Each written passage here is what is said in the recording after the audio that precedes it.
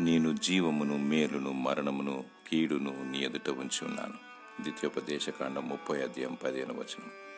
జీవాధిపతి అయిన దేవుడు మహత్తరమైన శక్తిగల మహోన్నతుడు.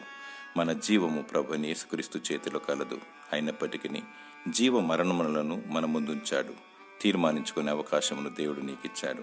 ఇరుకు మార్గము జీవమునకు పోవును, విశాల మార్గము నాశనమునకు దారితీయును. ఈ లోకమునైనను లోకంలో ఉన్నదైనను ప్రేమించకము.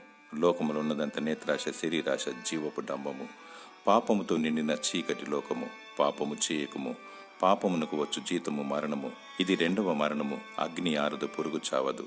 జీవమును కోరుకొనుము. దీని మనసు కలిగి దేవునికి లోబడుము.